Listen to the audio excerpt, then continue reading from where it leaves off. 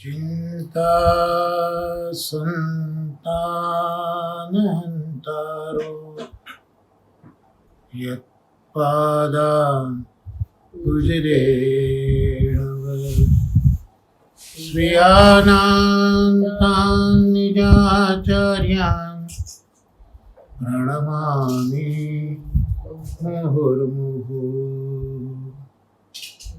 यदनुग्रहतो जन्तुः सर्वदुःखातितो भवेत् तमहं सर्वदा वन्दे श्रीमद्वल्लभनन्दनं सुलभ्य हृदि सर्वेषां श्रीगोपीजनवल्लभं गुणगानं मुदा कुर्वे तस्य तुष्टै स्वभावतः वन्दे नन्दव्रजस्त्रीणां पादरेणुमभीक्ष्णशः यासां हरिकथोद्गीतं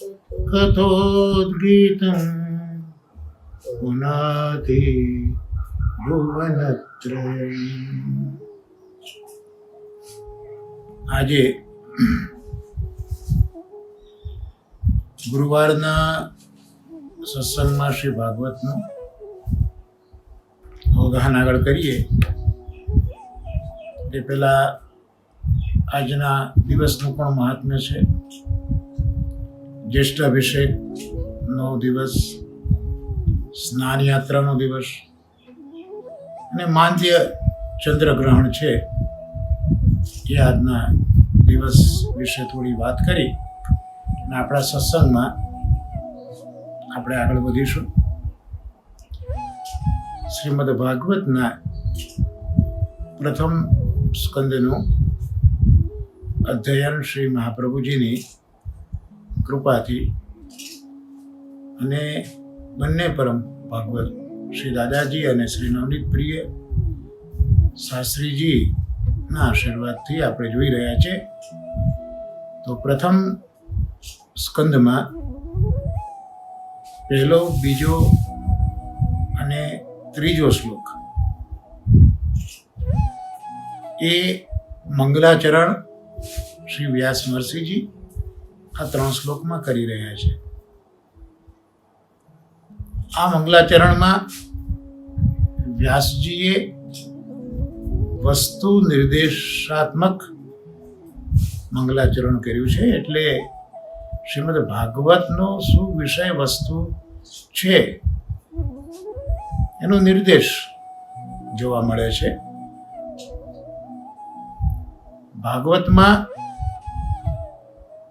સમજાયું છે કે એક તો ગાયત્રી પુરઃસર વર્ણન હોવું જોઈએ અને વૃત્રાસુર ચતુશ્લોકી આ 2 અંગ શ્રીમદ ભાગવતના આગળ બતાવ્યા છે. એટલે અહીંયા પ્રથમ શ્લોકમાં બીજનું વર્ણન શ્રી આચાર્ય ચરણોએ સુબોધિનીજીમાં કર્યું. બીજ એટલે અહીંયા ગાયત્રી છે. મંત્ર હંમેશા ગુપ્ત રખાય. એટલે અહીંયા સમગ્રતઃ ગાયત્રીનો નિર્દેશ ન કરતા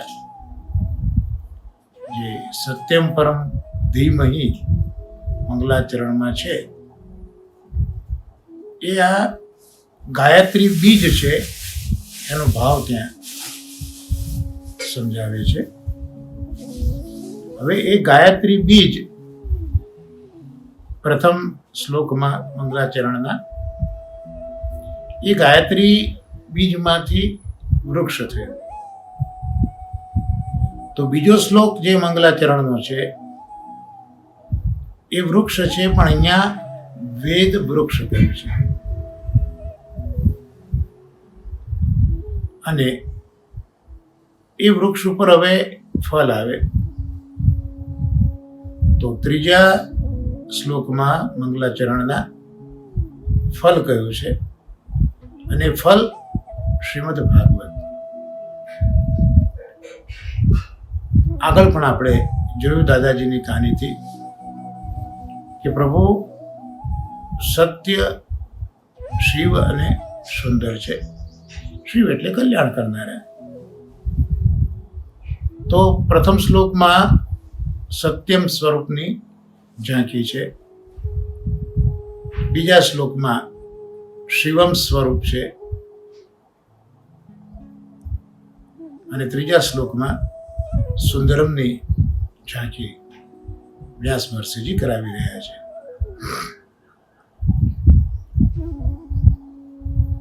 આ મંગલાચરણના 3 શ્લોકના અવગાહન પછી ચોથા શ્લોકમાં આપણે એ અવગાહન કર્યું શ્રી મહાપ્રભુજીની કૃપાથી કે વિષ્ણુનું ક્ષેત્ર છે નૈમિષારણ્ય. એ નૈમિષારણ્યમાં શૌનક વગેરે ઋષિઓ સ્વર્ગલોક પ્રાપ્ત કરવા માટે 1000 વર્ષ ચાલે તેઓ સત્ર કરવા બેઠા હતા, અથવા તો એ સત્ર કરી રહ્યા હતા. અહીંયા સ્વર્ગલોક એટલે દેવતાઓના સ્વર્ગલોકની વાત નથી, પણ પ્રભુનો એક અલૌકિક આનંદ અંશ, અલૌકિક સુખ, એની પ્રાપ્તિ અહીંયા ઋષિઓ કરી રહ્યા હતા.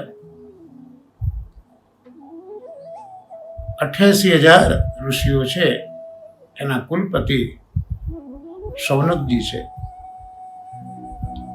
એ ઋગ્વેદના આચાર્ય છે, અને એ બધા યજ્ઞ કરતા હોય છે, અને યજ્ઞ કર્યા પછીના સમયમાં પ્રભુના ગુણાનુવાદ કરતા હોય છે. તો યજ્ઞ કરતા હોવાથી, યજ્ઞ એ વિષ્ણુનું સ્વરૂપ હોવાથી આ ઋષિઓમાં વિષ્ણુનો આવેશ છે, યજ્ઞાત્મક વિષ્ણુનો આવેશ છે. એટલે અહીંયા આ ચોથા શ્લોકમાં આ જે શૌનકાદિ ઋષિઓ છે, એ શૌનકાદિ ઋષિઓનું જે સ્વરૂપ છે, એ સ્વરૂપ આ શ્લોકમાં બતાવ્યું છે.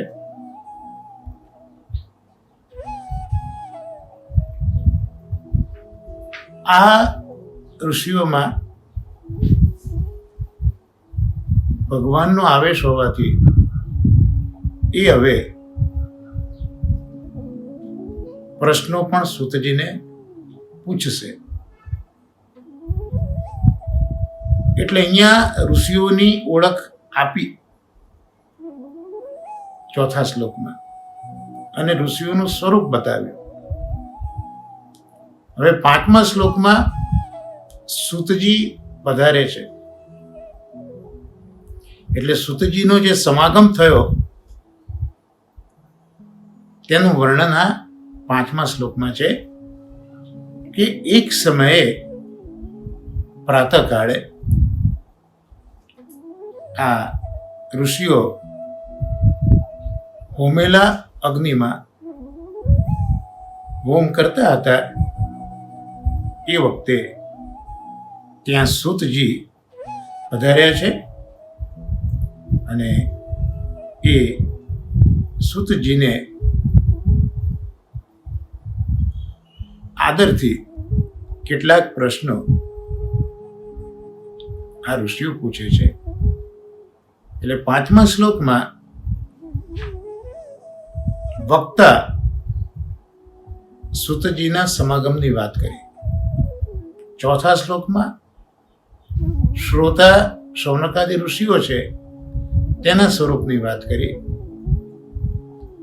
5મા શ્લોકમાં વક્તા જે સૂતજી છે એના સમાગમની વાત કરી.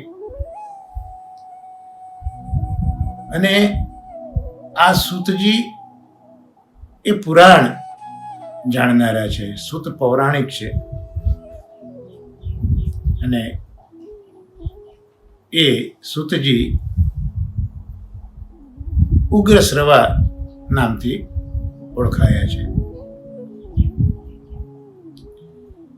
કારણ કે એમનું જે શ્રવણ છે એ શ્રવણ ખૂબ અદ્ભુત છે. અને એમના પિતા રોમહર્ષણ સૂત છે. એટલે એમના પિતા પાસેથી એમને આ એક વારસો તો મળ્યો જ છે. સાથે સાથે બલરામજીની કૃપાથી આ ઉગ્રશ્રવા સૂતજીમાં પિતાનું સામર્થ્ય પણ આવ્યું છે, જે આપણે અગાઉના સત્સંગમાં એનો વિચાર કર્યો છે. તો આ 5મા શ્લોકમાં વક્તા સૂતના સમાગમની વાત વ્યાસ મહર્ષિજીએ કરી. ત્યાર પછી 6ઠ્ઠા શ્લોકમાં જે અહીંયા વક્તા સૂતજી પધાર્યા છે એનું અભિવાદન, એનું અભિનંદન શૌનકાદી ઋષિઓ કરે છે. એટલે સૂતજીનું કરેલું અભિનંદન, એનું વર્ણન 6ઠ્ઠા શ્લોક, 7મા શ્લોક અને 8મા શ્લોક, આ 3 શ્લોકમાં સૂતજીનું જે અભિનંદન કર્યું છે તે જોવા મળે છે. એ પૈકીનો જે 6ઠ્ઠો શ્લોક છે એ આપણે ગયા સત્સંગમાં જોયો હતો, જ્યાં ઋષિઓ સૂતજીને અનઘ એટલે દોષ રહિત સૂતજી છે એવું સંબોધન કરે છે. કારણ કે સૂત એમની પાસે જે આ વિદ્યા છે એ વિદ્યાથી ગુજરાન કરતા નથી. એટલે અહીંયા વિદ્યાનો વિક્રય નથી, માટે એમને અનઘ દોષરહિત કહ્યું છે. અને એ સૂતજી ઇતિહાસ, પુરાણ અને ધર્મશાસ્ત્રો છે એનું વ્યાખ્યાન પણ કર્યું છે અને અધ્યયન પણ કર્યું છે. આચાર્ય ચરણો અહીંયા સમજાવે છે કે પહેલા અધ્યયન કર્યું, એ અધ્યયન કર્યા પછી વ્યાખ્યાન કર્યું, અને વ્યાખ્યાન કર્યા પછી પાછું અધ્યયન કર્યું. અને હવે 7મો શ્લોક આજના સત્સંગમાં આપણે જોઈશું. તો સૂતજી છે એ સૂત પરંપરામાં છે, જે હમણાં આપણે જોયું. તો અહીંયા વિચારે આવે કે સૂતજીએ શાસ્ત્રો તો જાણ્યા છે, પણ એ શાસ્ત્રો પરંપરાથી જાણવામાં આવેલા જ શાસ્ત્રો સૂતે જાણ્યા છે. અર્થાત સૂત તો પૌરાણિક છે, એટલે એ પુરાણની પરંપરામાં આવેલા શાસ્ત્રો સૂતે જાણ્યા છે. એનો અર્થ એવો તો ન થાય ને કે બ્રાહ્મણોએ જાણેલા શાસ્ત્રો સૂત નથી જાણતા, આવી શંકા ઊભી થાય. એટલે સૂતજી માત્ર પરંપરાના શાસ્ત્રો જ જાણે છે, બ્રાહ્મણોએ જાણેલા શાસ્ત્રો નથી જાણતા. આવી શંકાને દૂર કરવા માટે હવે આ 7મો શ્લોક આજે આપણે આચાર્ય ચરણોની કૃપાથી જોઈશું. તમે જોડે વાંચી શકો છો. પ્રથમ સ્કંદના પ્રથમ અધ્યાયનો 7મો શ્લોક. યાની વેદ વિદામ શ્રેષ્ઠો ભગવાન બાદરાયણ અન્યે ચ મુનયઃ સૂત પરાવર વિદો વિદુ. અન્વયાર્થ આપણે જોઈએ. અહીંયા તો સંબોધન છે સૂતજીને. હે સૂત એટલે હે સૂત મુનિ, વિદામ શ્રેષ્ઠ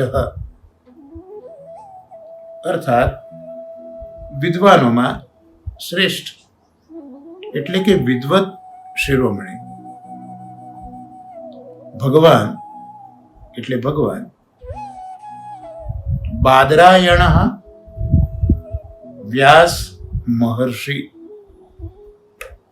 વેદ એટલે જાણે છે. પરાવર વિદો એવું લખ્યું છે એટલે ત્યાં પર અવર વિદઃ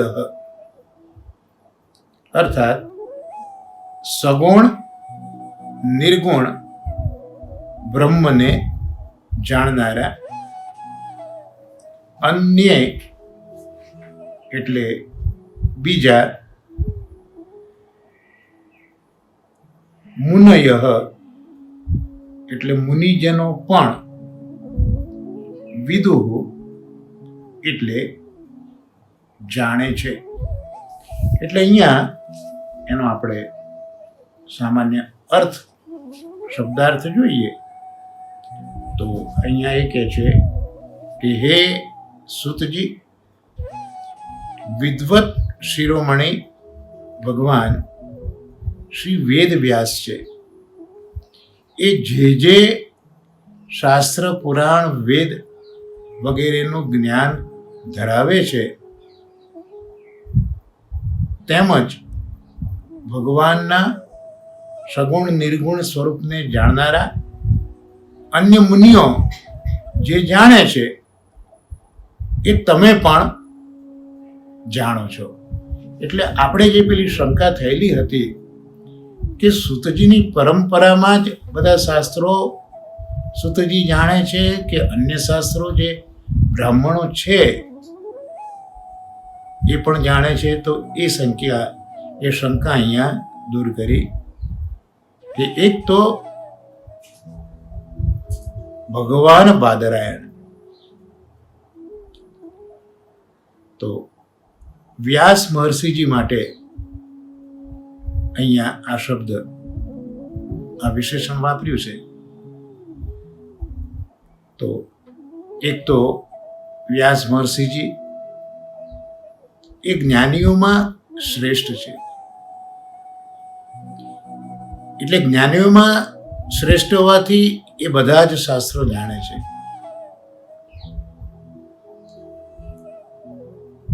અને બીજા મુનિઓ છે,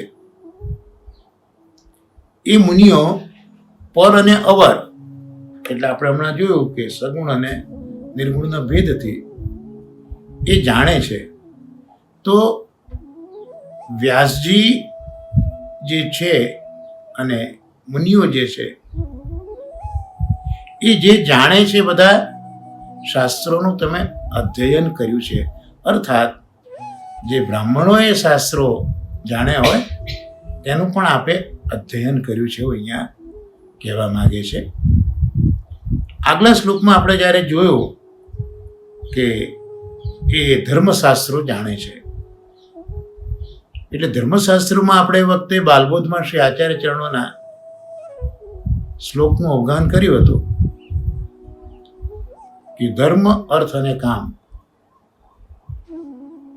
એના જુદા જુદા શાસ્ત્રો છે. ધર્માર્થ કામ મોક્ષાખ્યા ચત્વારોર્થ મનીષિણામ જીવેશ્વર વિચારેણ તે દ્વિધા વિચારિત. તો ધર્મ અર્થ કામ સંબંધી શાસ્ત્રો એ સૂતને પરંપરાથી જ જણાય, એમાં કોઈ આશ્ચર્ય નથી. એટલે ધર્મ અર્થ કામ સંબંધી આ શાસ્ત્રો જે છે એ તો પરંપરાથી જાણ્યા, પણ હવે સવાલ એ છે મોક્ષનો, મોક્ષ શાસ્ત્રોનો. કારણ કે મોક્ષ શાસ્ત્રો છે એ તો બ્રાહ્મણો જ જાણે, અને સૂતજી બ્રાહ્મણ નથી. એટલે જે મોક્ષ શાસ્ત્રો જે બ્રાહ્મણો જાણે એ શાસ્ત્રોનું સૂતજીમાં અજ્ઞાન સંભવી શકે.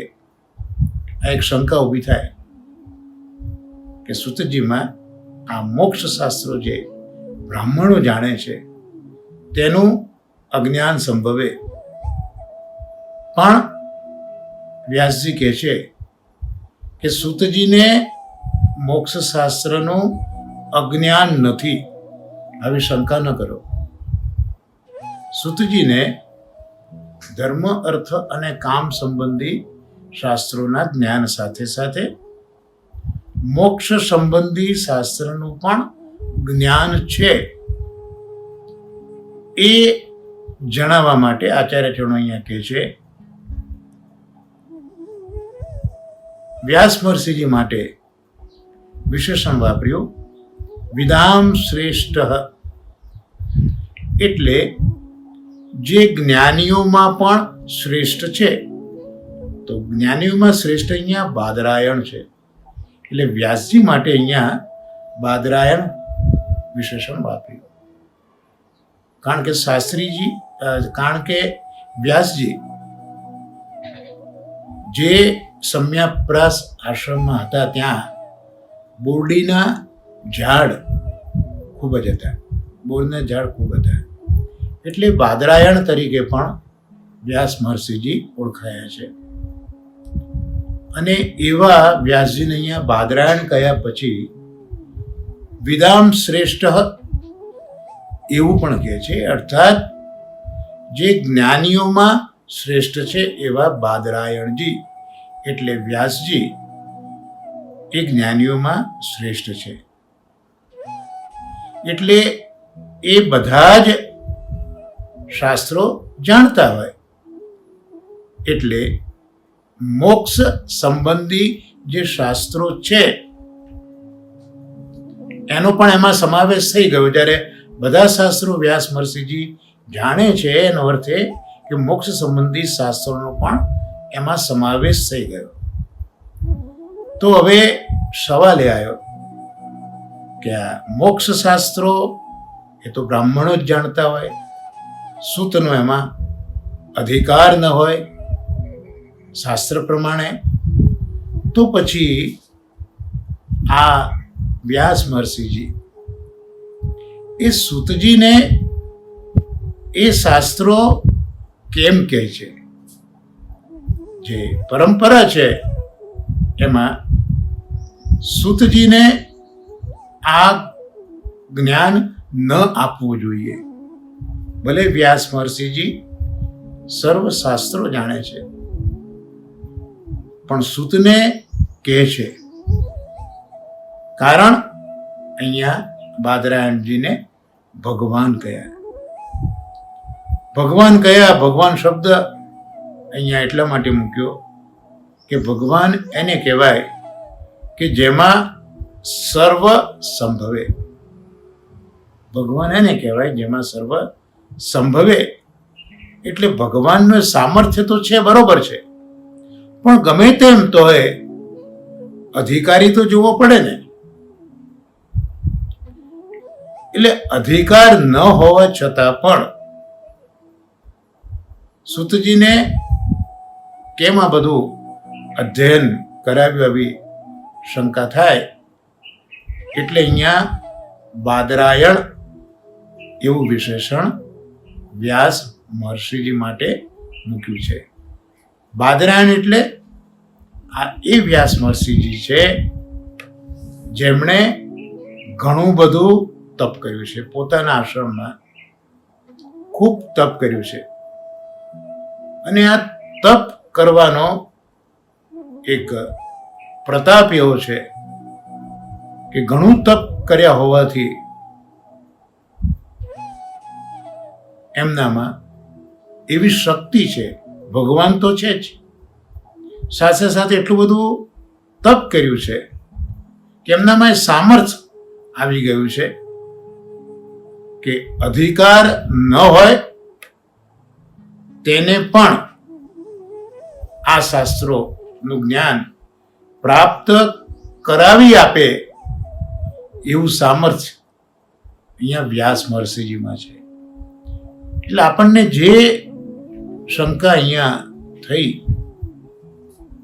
કે સૂતજીને આ મોક્ષ શાસ્ત્રનું જ્ઞાન કઈ રીતે થયું, તો એક તો વ્યાસ મહર્ષિજી ભગવાન છે, એટલે સામર્થ્યવાળા છે, સર્વ સામર્થ્ય છે એમનામાં, અને સાથે સાથે ખૂબ તપ કર્યું છે, બાદરાયણ છે, ખૂબ તપ કર્યું છે. અને એ તપ કરવાથી એમનામાં એવું સામર્થ્ય આવી ગયું છે કે જેનો અધિકાર ન હોય તેવાને પણ અધિકાર આપવાની શક્તિ એ વ્યાસ મહર્ષિજીમાં છે. એટલે અહીંયા આ સૂતજીને મોક્ષ શાસ્ત્રનું પણ જ્ઞાન છે, આવી શંકાને કોઈ સ્થાન નથી રહેતું. પણ હજી વધારે આગળ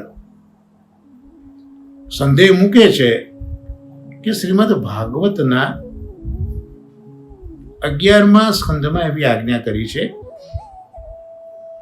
કે ભાઈ જો તમે એક જ ગુરુ પાસેથી શીખો, એટલે જ્ઞાન એક જ ગુરુ પાસેથી તમે મેળવ્યું હોય તો એવું જ્ઞાન બહુ વધારે હોતું નથી. આવી આજ્ઞા 11મા સ્કંદમાં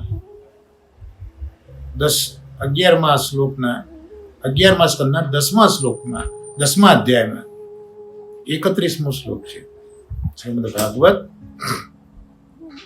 11મો સ્કંદ 10મો અધ્યાય અને 31મો શ્લોક. ત્યાં એવી આજ્ઞા કરી છે કે એક ગુરુ પાસેથી શીખેલું જ્ઞાન એ બહુ વધારે હોતું નથી. એનો અર્થ અહીંયા પાછો એ કર્યો કે તો પછી સૂત પાસે ભલે શાસ્ત્ર ભણ્યા બધા, પણ એ સર્વજ્ઞ નથી. આવી પાછી એક શંકા આ સૂતજીના વ્યક્તિત્વ માટે કરી. પરંપરામાં ધર્મ અર્થ કામના શાસ્ત્રો અધ્યયન કર્યું છે. જ્ઞાનીઓમાં શ્રેષ્ઠ એવા અને ભગવાન બાદરાયણ એવા વ્યાસજી જે અધિકાર આપ્યો એમાંથી મોક્ષ શાસ્ત્રોનું પણ અધ્યયન કર્યું છે. પણ હવે કહે છે કે આ તો એક જ ગુરુ પાસે જ્ઞાન મેળવ્યું, અને ભાગવત તો કહે છે કે એક ગુરુ પાસે મેળવેલું જ્ઞાન એ વધારે ન હોય, અર્થાત સર્વજ્ઞતા નથી સૂતજીમાં. આવી પાછી શંકા કરી તો ત્યાં આચાર્યચરણો કહે છે કે એવી સંદેહ કરવાની પણ જરૂર નથી, કારણ કે અહીંયા આ શ્લોકમાં કહ્યું અન્ય ચ મુનય, અર્થાત બીજા મુનિઓ જે પર અને અવરને જાણે છે એવા મુનિઓ પાસેથી પણ એમણે અધ્યયન કરેલું છે. એટલે હવે એક જ ગુરુ પાસેથી શીખેલું જ્ઞાન નથી, અન્ય મુનિઓ પાસેથી પણ જ્ઞાન મેળવ્યું છે. તો આ મુનિઓ કોને કહેવાય? તો જે મનન કરવાના સ્વભાવવાળા હોય એ મુનિઓ કહેવાય. અને એ મુનિઓ છે એ જ્ઞાની પણ છે. તો હવે આ મુનિઓ જ્ઞાની છે તો એમને એ તો જ્ઞાન છે જ, હોવું જ જોઈએ કે આ તો સૂત છે, એટલે એ પરંપરા પ્રમાણે એ શુદ્ર કહેવાય. તો આ હકીકત મુનિઓએ જાણી નહીં હોય માટે મોક્ષ શાસ્ત્રનો ઉપદેશ કર્યો. આ મુનિઓ મુનિઓ આમ તો જ્ઞાની છે, અને જ્ઞાની હોવાથી આ સૂત છે એવું તો એ જાણતા જ હોય, પણ જ્ઞાની હોવા છતાં એમને ખબર નહીં હોય કે આ સૂત છે, અને એવા અજ્ઞાનથી એમને આ મોક્ષશાસ્ત્રનો ઉપદેશ કર્યો.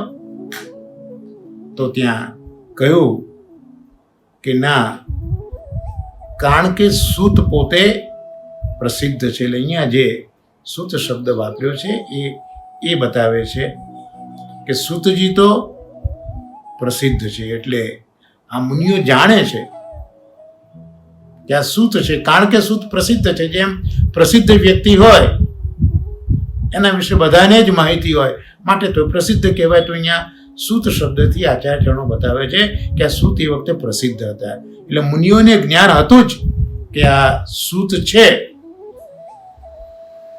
એટલે સૂત છે એવું જાણ્યું તો પછી પાછો ઉપદેશ કેમ કર્યો? મુનિઓએ જાણ્યું કે સૂત છે તો ઉપદેશ કેમ કર્યો?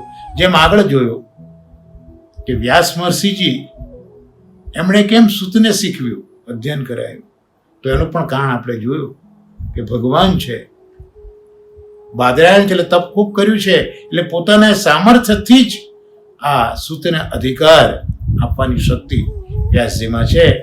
અને મુનિઓ પણ અહીંયા જાણે તો છે કે આ સૂત છે, અને છતાં બી એમને આ પરઅવરનું જ્ઞાન આપે છે. તો જાણ્યું કે સૂત છે છતાં કેમ ઉપદેશ કર્યો? આવો પાછો પ્રશ્ન થાય તે સ્વાભાવિક છે. તો અહીંયા મુનિઓ માટે કહે છે કે એ પર અને અવરને જાણનારા હતા. આ મુનિઓ મનનશીલ તો છે, જ્ઞાનીઓ તો છે જ, એમની પાસે પર અને અવર એ બંનેનું જ્ઞાન છે. હવે પર એટલે શું? તો પર એટલે ઉત્તમ એવા બ્રહ્મા વગેરે, અને અવર એટલે નીચેનો લોક, આપણે વગેરે. અથવા તો પર અને અવર એટલે ભૂતકાળમાં થયેલા અને ભવિષ્યમાં થનારા, આ બધાને આ મુનિઓ જાણતા હતા. અને ખરી વાત તો આચાર્યજનો હવે અહીંયા સમજાવે છે કે ઈશ્વર ઈચ્છા જેવી છે. શું છે ઈશ્વર ઈચ્છા? કે સૂતને મોક્ષ શાસ્ત્રોનું જ્ઞાન પ્રાપ્ત કરાવવાની ઈશ્વર ઈચ્છા છે. અને એ વખતનો કાલ પણ એવો હતો, કારણ કે સંધિકાલ હતો ને, એટલે ભગવાનની જેવી ઈચ્છા હતી. અને માટે વ્યાસ મહર્ષિજી અને આ મુનિઓ એ આ સૂતજીને, સૂત પૌરાણિકને, ભલે સૂત હોવા છતાં પણ બ્રાહ્મણોના અધ્યયન કરવા યોગ્ય મોક્ષ શાસ્ત્રનો સૂત હોવાના લીધે અધિકાર ન હોવા છતાં પણ ઈશ્વર ઈચ્છા એવી છે કે ભગવાન બાદરાયણજી અને આ પર અવરને જાણનારા જ્ઞાની મનનશીલ મુનિઓ એ સૂતજીને આ બધું જ્ઞાન આપે છે. એટલે એનું અધ્યયન આપણે આગલા શ્લોકમાં જોયું, અધ્યયન આ સૂતજીએ અહીંયા કરેલું છે. અને હવે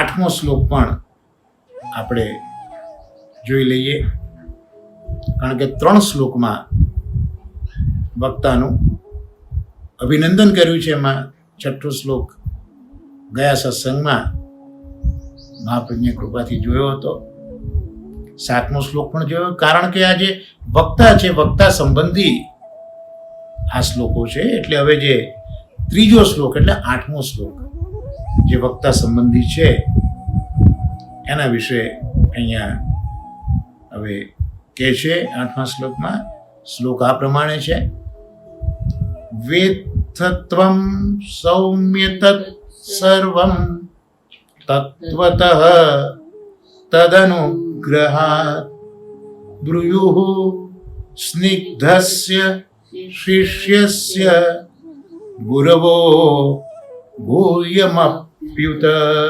એટલે અહીંયા અન્વય જોઈએ. સંબોધન કર્યું છે સૂતજીને, સૌમ્ય, હે સૌમ્ય,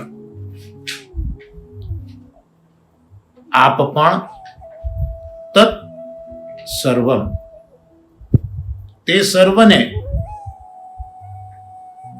તત્વતઃ, આ સંધિ છૂટી પાડવાની, તત્વ તદનુગ્રહાત એટલે તત્વતઃ અર્થાત રહસ્ય સાથે, તદનુગ્રહાત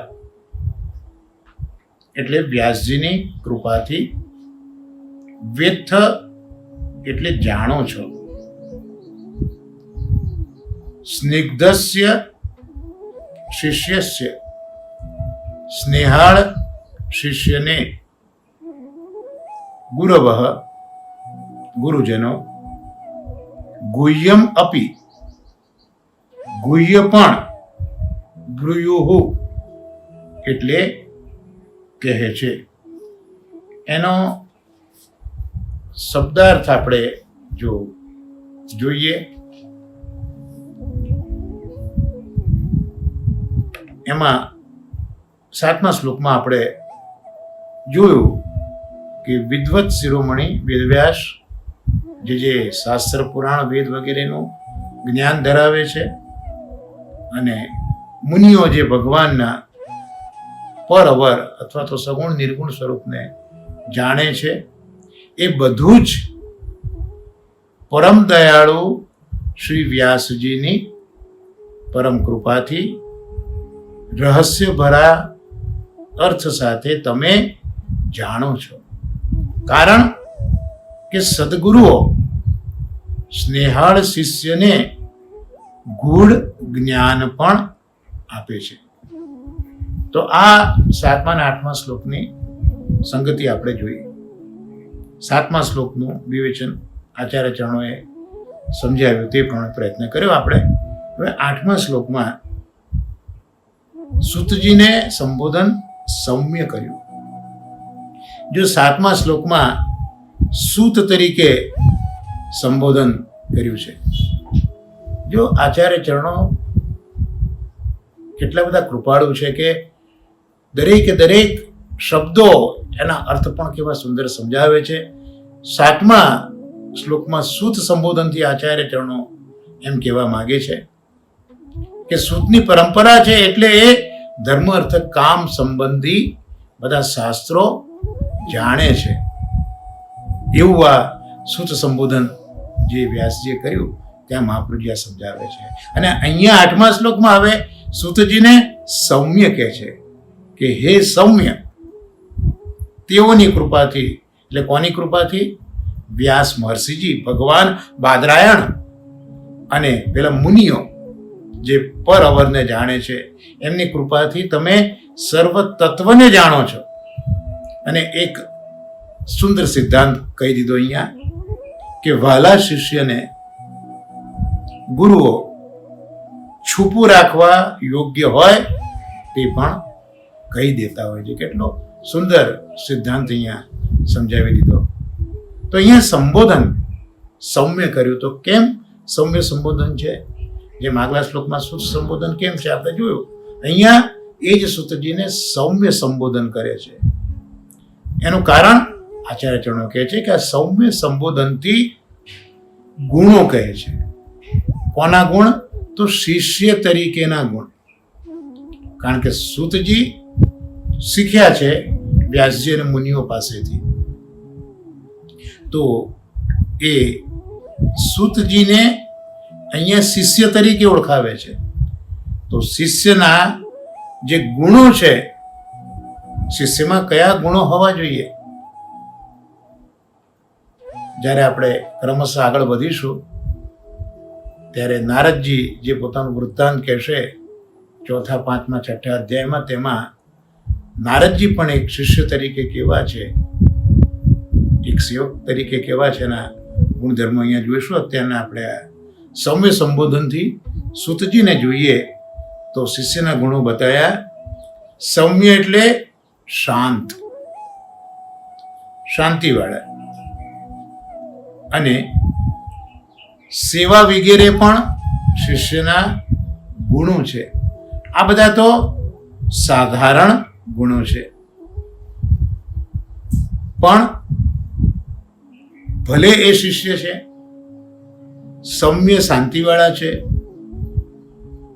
અને શિષ્યના બીજા ગુણો સાધારણ એ પણ એમનામાં છે. પણ સવાલ તો પાછો અહીંયા એ જ છે કે એ તો સૂત છે. એટલે સૂત છે એટલે એને શાસ્ત્ર રીતે શૂદ્ર ગણ્યા. તો એમનામાં ક્રૂરતા જેવા પણ ધર્મો સંભવી શકે છે. શૂદ્ર છે એટલે એમનામાં અસુર, ક્રૂરતા વગેરે ધર્મો સંભવી શકે છે. અને જ્યારે આ અસુરત્વ અને ક્રૂરતા ન હોય તો જ સારા ગુણો એમને પ્રાપ્ત થાય છે. એટલે અહીંયા સૌમ્ય સંબોધન કહ્યું કે ભલે એ સૂત છે પણ એમનામાં આ અસુરત્વ અને ક્રૂરતા જેવા લક્ષણો નથી, માટે એમની પાસે આ સારા ગુણો છે. એવો અર્થ અહીંયા સૌમ્ય માટે મહાપ્રભુજી સમજાવે છે. ગયા શ્લોકમાં આપણે જોયું કે સૂત એવું સંબોધન કર્યું હતું, અને આ શ્લોકમાં કહ્યું કે અહીંયા શ્લોક જોઈએ તો તમે સર્વ તત્વ જાણો છો. ત્વમ સૌમ્ય તત્ સર્વમ તત્વતઃ તદ અનુગ્રહાત. એટલે તમે એ બધું જ જાણો છો.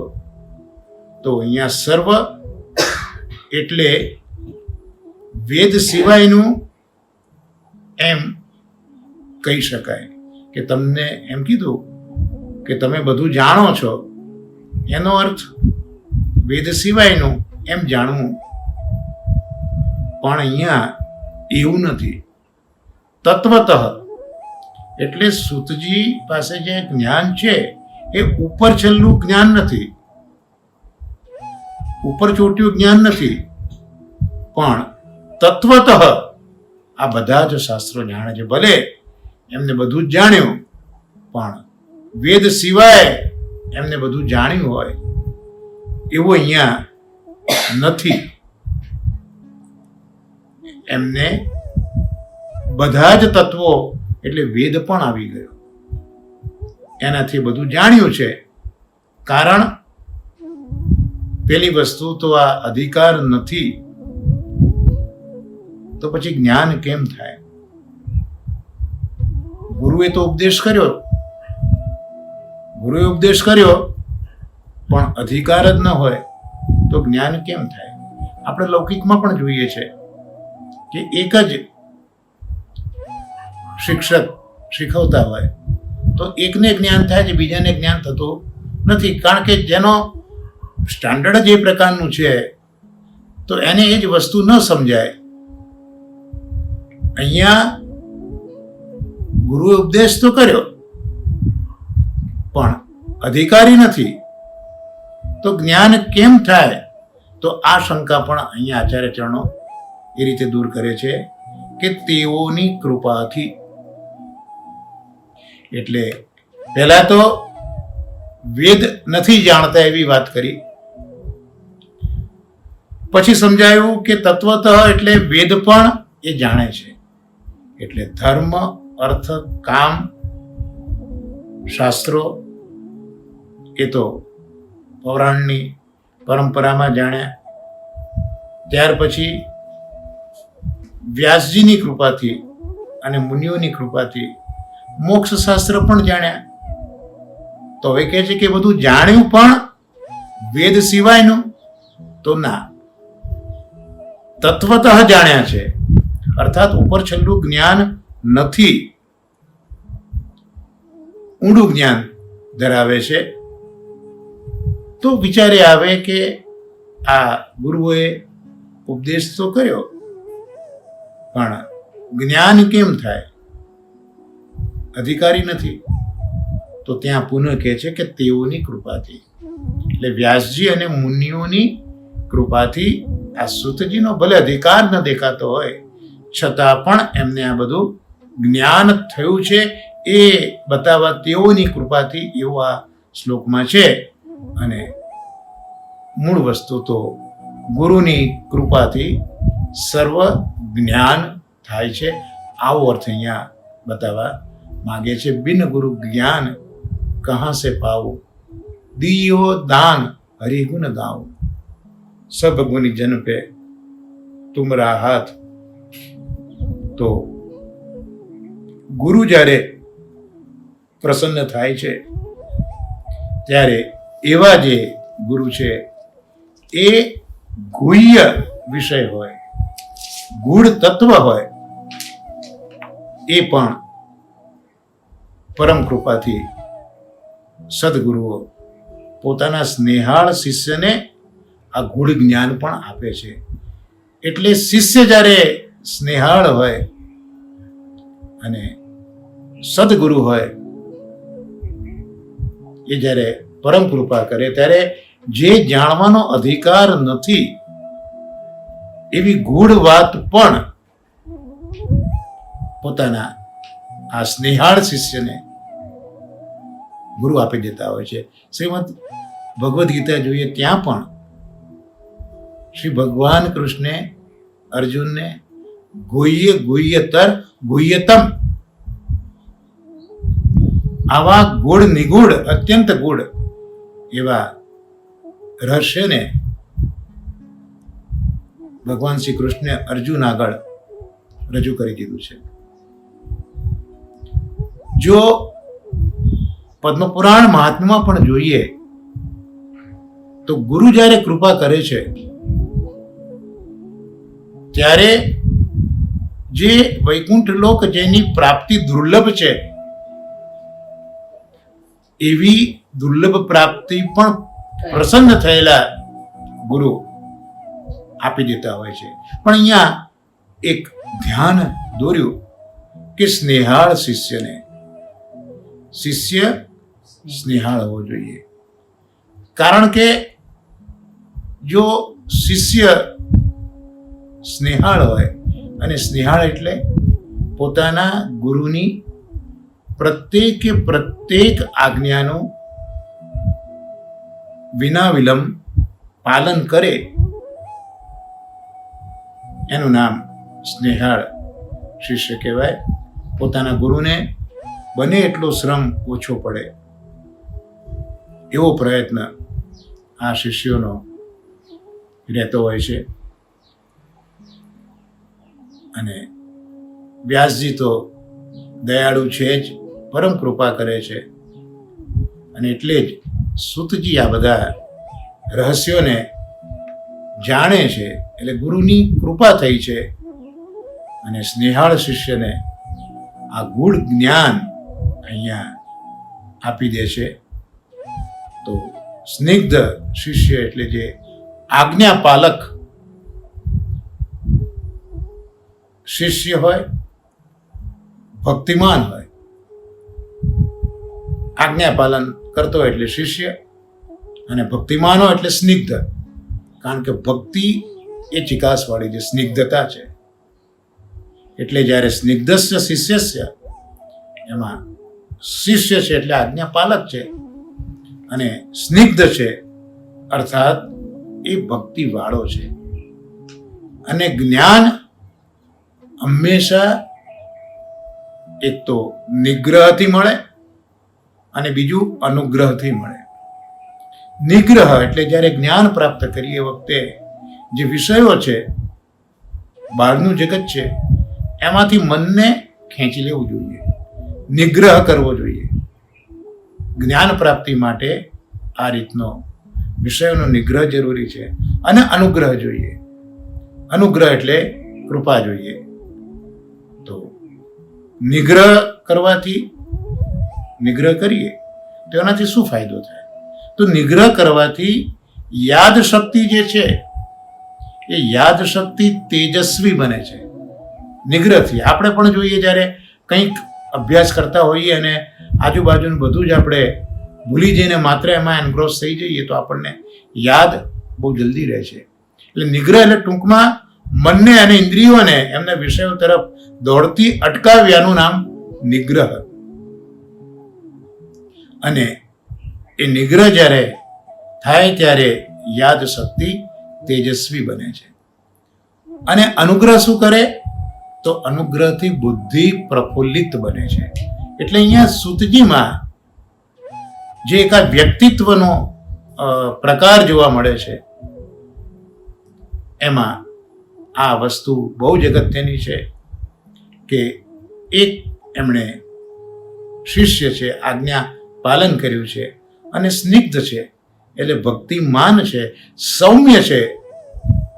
એટલે જે શૂદ્રોના બીજા દુર્ગુણો જે છે એ એમનામાં નથી. ખૂબ જ શાંત સ્વભાવવાળા છે અને એમણે નિગ્રહ કર્યો છે, પોતાની જાતનો અનુગ્રહ મેળવ્યો છે પોતાના કૃપા ગુરુદેવનો. એટલે આ રીતે એ પોતે તેજસ્વી બન્યા છે અને એમની બુદ્ધિ પ્રફુલ્લિત બની છે. તો આજે આપણે આ શ્રીમદ ભાગવતના પ્રથમ સ્કંદના પ્રથમ અધ્યાયમાં જે વક્તા છે સૂતજી, એમના સંબંધમાં જે 5મો, 6ઠો, 7મો શ્લોક હતો, અરે 6ઠો, 7મો અને 8મો શ્લોક જે હતો, તે પૈકીનો 7મો અને 8મો શ્લોક આજે આપણે શ્રી મહાપ્રભુજીની કૃપાથી અને પરમ ભાગવત શ્રી દાદાજી અને નવનીત પ્રિય શાસ્ત્રીજીના અનુગ્રહથી જોયો. અને હવે જે વિષય આપણો છે પુરુષોત્તમ સહસ્ત્રનામ સ્તોત્ર, એમાં આપણે 13મો શ્લોક અત્યારના જોઈ રહ્યા છે. સર્વ સિદ્ધાંત વાગાત્મા નારદાદ્યખિલેષ્ટદ અંતરાત્મા ધ્યાન ગમ્યો ભક્તિરત્ન પ્રદાયક. એટલે અહીંયા ઠાકોરજીને સર્વ સિદ્ધાંતનું નિરૂપણ કરનારી વાણીના સ્વરૂપવાળા જોયા. ત્યાર પછી ઠાકોરજીને નારદ વગેરે ને શ્રેષ્ઠ લાભ આપનારા જોયા 26મા નામમાં. અને હવે 13મા શ્લોકમાં 27નું નામ મહાપ્રભુજી પ્રગટ કરે છે, અંતરાત્મા.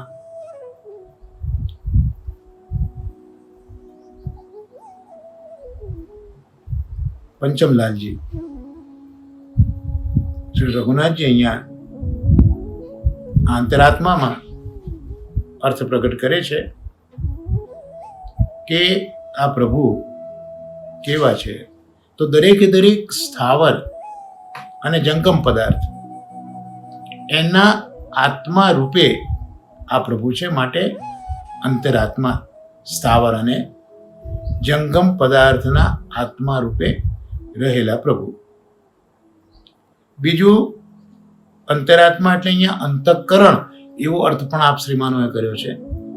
એટલે અંતઃકરણ એટલે મન, એ રૂપે પણ પ્રભુ છે. એટલે ઠાકોરજી સ્થાવર જંગમ પદાર્થના આત્મા રૂપે પણ આ પ્રભુ બિરાજ્યા છે અને મન રૂપે, અંતઃકરણ રૂપે પણ આ પ્રભુ છે. ત્યાં આપશ્રી એ વિવેચન કરે છે કે જડ અને ચેતન સર્વના અંતરાત્મા ભગવાન છે. જ્યારે ભાગવતમાં આગળ આપણે વધીશું ત્યારે બીજા સ્કંદના 4થા અધ્યાયમાં 12મા શ્લોકમાં સુખદેવજી એવું કહ્યું છે કે સમસ્ત ચર અચર પ્રાણીઓના હૃદયમાં અંતર્યામી રૂપે પ્રભુ બિરાજે છે. જીવોમાં પણ ઠાકોરજી સચ્ચિદાનંદ છે. સદ અંશથી જળ જગત, ચિદંશથી ચૈતન્યયુક્ત જગત. એટલે સદંશમાં ઠાકોરજી તો છે જ, પણ ચિદંશ અને આનંદંશ તિરોહિત કર્યો છે, માત્ર જડત્વ જ પ્રગટ રાખ્યું છે.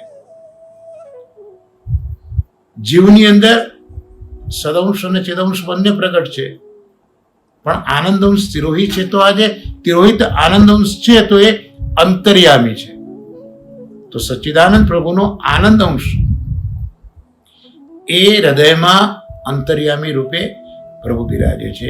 શ્રીમદ ભગવદ્ ગીતામાં પણ એ જ આજ્ઞા કરી છે કે અંતર્યામી સ્વરૂપે હે અર્જુન હું આ જીવોમાં હૃદયની અંદર સ્થિત થઈને બિરાજું છું.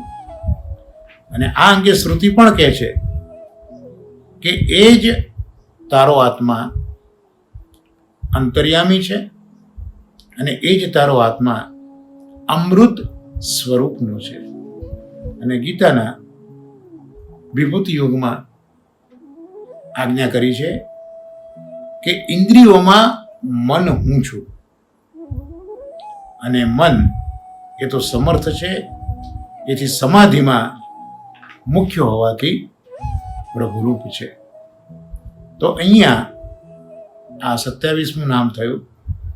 હવે 28મા નામની અંદર પ્રગટ કરે છે ધ્યાન ગમ્ય, ધ્યાનથી પ્રાપ્ત થઈ શકે એવા પ્રભુ. ભગવાનના દર્શન કરવાનું સાધન ધ્યાન છે. ધ્યાનપૂર્વક સમાધિમાં એક ચિત્ત થવાય ત્યારે પ્રભુ જાણી શકાય. શ્રી ભાગવતમાં વ્યાસજી તેનું પ્રમાણ છે. શ્રી વ્યાસજીએ સમાધિમાં જ પ્રભુના દર્શન કર્યા છે. પ્રથમ સ્કંદના 7મા અધ્યાયના 4થા શ્લોકમાં. એટલે 4થો, 5મો અને 6ઠો અધ્યાય નારદજી પોતે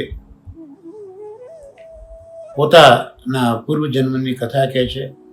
વ્યાસ મહર્ષિજીને શું ખૂટે છે તે સમજાવે છે, અને ભગવાને આપેલો પ્રાદેશ કરે છે કે પ્રભુની આજ્ઞા છે કે તમે હવે સમાધિ કરો. શાસ્ત્રીજીએ ખૂબ સુંદર વસ્તુ સમજાવેલી હમણાં કથામાં કે આ ભગવાન, ભલે અહીંયા લખ્યું છે ધ્યાન ગમ્ય, ભગવાન ધ્યાનથી પ્રાપ્ત થઈ શકે છે, પણ પ્રભુ કોઈ સાધનથી પ્રાપ્ત થતા નથી. ધ્યાન એ તો સાધન છે, તો ધ્યાનથી પ્રભુ પ્રાપ્ત ન થાય. પણ અહીંયા વ્યાસ મહર્ષિજીને ધ્યાનથી પ્રભુ પ્રાપ્ત થયાનું કારણ કે પ્રભુનો જ આદેશ છે કે વ્યાસજી તમે સમાધિ કરો, અને સમાધિ કરવી હોય તો ધ્યાન કરવું પડે. અને માટે અને નારદજીએ એ માર્ગ પ્રભુએ આપ્યો છે વ્યાસજીને કહેવા માટે. એટલે વ્યાસજીએ પ્રભુની આજ્ઞાનું પાલન કર્યું છે, પ્રાદેશનું પાલન કર્યું છે. એટલે ત્યાં સમાધિ કરવાની આજ્ઞા છે. એટલે સમાધિ કરવી હોય તો ધ્યાન કરવું જ પડે. ધ્યાન, ધારણા અને સમાધિ. સમાધિ એ છેલ્લો અંગ છે અષ્ટાંગ યોગનું. એટલે અહીંયા જે પ્રભુ નિસ્સાધન જનોને જ પ્રાપ્ત થાય, ધ્યાન એ સાધન બની ન શકે એ સિદ્ધાંત છે. પણ અહીંયા વ્યાસ મહર્ષિજીને ધ્યાનથી પ્રાપ્ત થઈ શકે એવા પ્રભુ કયા, કારણ કે પ્રાદેશ છે, આદેશ છે, અને એનું અનુસરણ વ્યાસજીએ કર્યું છે. અને વ્યાસજીએ એ દર્શન કર્યા છે. એટલે જ્યારે નારદજી પોતાની કથા કહીને વ્યાસજીને આ ભગવાનનો આદેશ સંભળાવીને જ્યારે સમાધિ કરવાની આજ્ઞા કરીને નારદજી જાય છે 6ઠા અધ્યાયના અંતે, ત્યારે 7મા અધ્યાયની શરૂઆતમાં હવે વ્યાસ મહર્ષિજી પોતે ધ્યાન કરીને સમાધિમાં જુએ છે. કોણ જુએ છે? આદિપુરુષ પરમાત્માને જુએ છે. અને એકલા આદિપુરુષ પરમાત્માને નથી જોતા, પણ સાથે સાથે માયાને પણ જુએ છે. અને એ માયા જે આખા જગતને મોહિત કરે છે, એ માયા અત્યારના પ્રભુના આશ્રય રહેલી આ માયા છે. એટલે વ્યાસજી સમાધિમાં આદિપુરુષ પરમાત્મા અને એના આશ્રય રહેલી માયાને જુએ છે. એટલે એક ચિત્ત આવી રીતે જેમ વ્યાસજીએ સમાધિ કરી છે એટલે પહેલા ધ્યાન કર્યું, એક ચિત્ત થઈને ધ્યાનમાંથી સમાધિમાં જતા રહ્યા, તો એક ચિત્ત બનીને ધ્યાન ધરતા જ અનેક ભક્તો પણ પ્રભુને પ્રાપ્ત થતા હોય છે. તો આ 28મું નામ ધ્યાન ગમ્ય એ અહીંયા પ્રગટ કર્યું. અને હવે 29મું નામ પણ અહીંયા જોઈએ, ભક્તિ રત્ન પ્રદાયક, એટલે ભક્તિરૂપી રત્નને ઉત્કર્ષપૂર્વક દાન કરનારા ઠાકોરજી છે. 3 પ્રકારના સાધનો ઠાકોરજીએ ઉદ્ધવજીને 11મા સ્કંદમાં બતાવ્યા છે: કર્મયોગ, જ્ઞાનયોગ અને ભક્તિયોગ. કલ્યાણના 3 જ રસ્તા છે, બીજો કોઈ જ રસ્તો નથી. પણ અહીંયા પૂજ્ય શ્રીમાનો આજ્ઞા કરે છે કે કર્મયોગ કે જ્ઞાનયોગ એ ભક્તિ વગર શોભતા નથી. પ્રહલાદજી 9 પ્રકારની ભક્તિ બતાવે છે, અને એ ભગવાન પ્રતિ સમર્પણના ભાવથી આચરીએ તો જ તે ઉત્તમ અધ્યયન છે. એટલે ભલે ભક્તિ કરીએ પણ એમાં ભગવાન તરફના સમર્પણનો ભાવ ખૂબ જરૂરી છે. બીજી કાંઈ જ એની પાછળ અપેક્ષા નથી.